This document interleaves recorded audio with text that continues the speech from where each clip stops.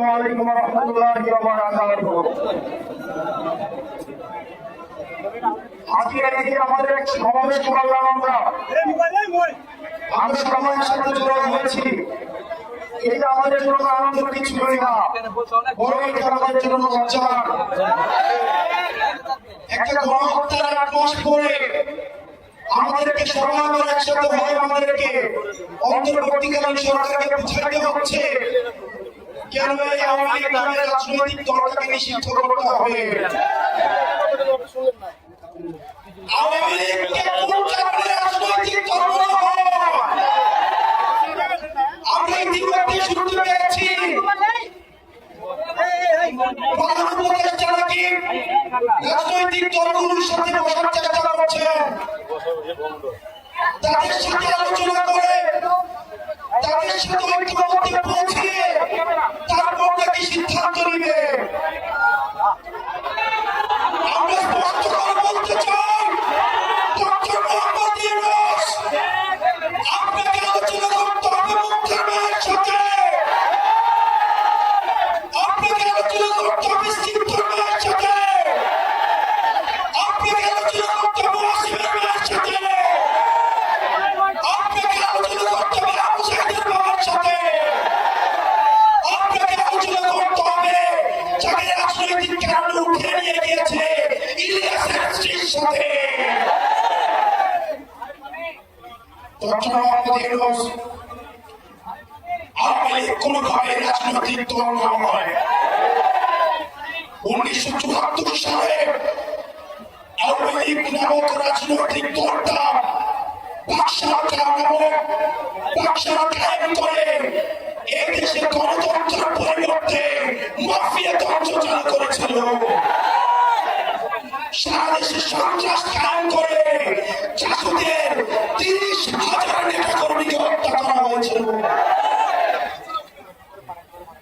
আপনারা জানেন 74 সালে আওয়ামী লীগ নেতাকর্মীদের লুটপাটের কারণে 15 লক্ষ মানুষ না খেতে পেয়ে মারা গিয়েছিল।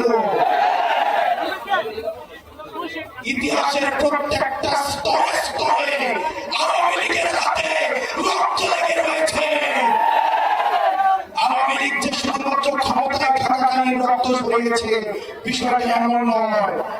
আপনারা দেখেছেন 2006 সালে লক্ষ্মী বৈঠা দিয়ে লাঠি দিয়ে নদী দিয়ে পিটিয়ে পিটিয়ে মানুষকে হত্যা করেছে। সর্বপ্রথম আপনারা জানেন 2009 সালে বাংলাদেশের ফার্স্ট লাইন অফ ডিফেন্স ভারতীয় আগ্রাসনবাদের সহায়তায় আওয়ামী লীগ হচ্ছে ভারতীয় এক্সটেনশনের একটা ইমপ্ল্যান্ট একটা দল। ভারতীয়দের সহায়তায় আমাদের দেশপ্রেমিক বিডিআর সৈন্যদেরকে পিলখানাতে নৃশংসভাবে হত্যা করেছে।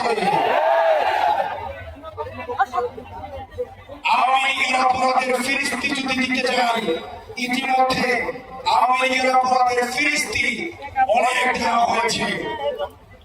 আমরা সহজভাবে যদি বলতে চাই, 100টা ফেরাউন 100টা নমরুদকে যদি একসাথে ধরা হয় তাহলে একটা হাসিনা পাওয়া যাবে না।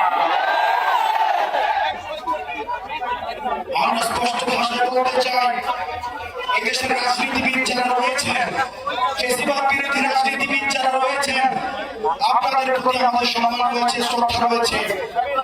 আপনাদের প্রতি আপনাদের দীর্ঘ 13 দশকের লড়াই সংগ্রামকে আমরা শ্রদ্ধা জানাই।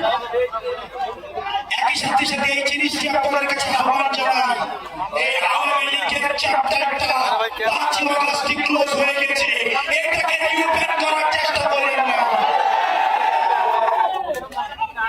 আমাদেরকে বলা হয় বিদেশ থেকে নাকি ইনক্লুসিভ ইলেকশনের এক ধরনের প্রেশার রয়েছে। 2014 সালে যখন বিএনপি নির্বাচনে আসে নাই তখন ইনক্লুসিভ ইলেকশন কোথায় ছিল?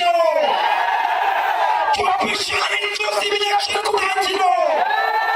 মিডনাইট ইলেকশনের সময় ইনক্লুসিভ ইলেকশন কোথায় ছিল? বাংলাদেশের রাজনীতি এই ভূখণ্ডের মধ্য থেকে নির্ধারিত হবে, বিদেশের প্রেসক্রিপশনে বাংলাদেশের রাজনীতি নির্ধারিত হবে না।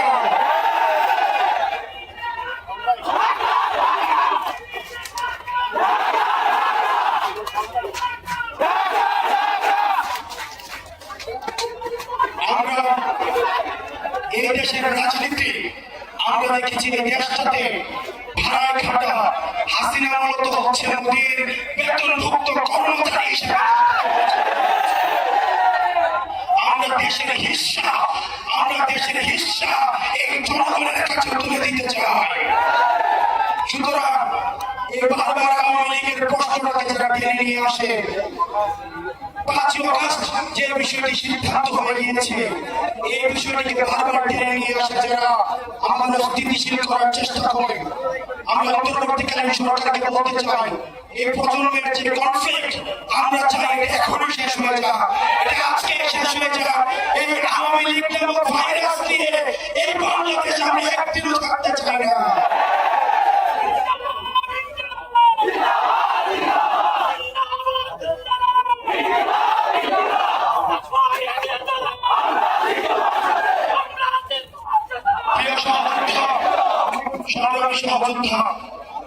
আপনাদেরকে বলতে চাই, শেষ রক্তবিন্দু দিয়ে একজন ব্যক্তি যদি থাকে এখানে, আরো যদি 1 মাস প্রয়োজন হয়, 1 বছর প্রয়োজন হয়, আওয়ামী লীগকে নিষিদ্ধ না করা পর্যন্ত আমরা এই ময়দান ছাড়ব না।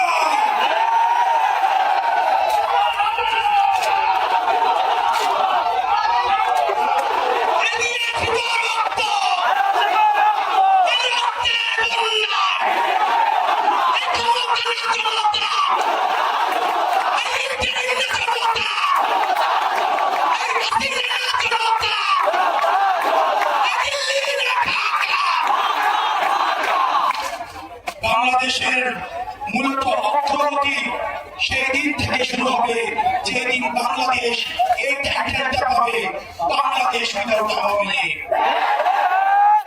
আমরা সেই টাইটেল দেওয়ার জন্য আমরা কিছুক্ষণ আগে আমরা মানুষের সমাগম করার জন্য এই জায়গাটা বেছে নিয়েছিলাম। আমরা এখন এই জায়গা থেকে আমরা এখন রাস্তা ব্লকেট করব। ইন্টারিমের খালি আমাদের কথা পৌঁছায় না, ইন্টারিমের কর্ণকৌরে আমাদের আওয়াজ পৌঁছায় না, ইন্টারিমের খালি শহীদের আওয়াজ পৌঁছায় না, আহতদের আত্মনাদ পৌঁছায় না। আমরা এখান থেকে এখন গিয়ে শাহবাগ অবরোধ করব, যতক্ষণ পর্যন্ত আওয়ামী লীগকে নিষিদ্ধ না করে, আওয়ামী লীগকে নিষিদ্ধ করে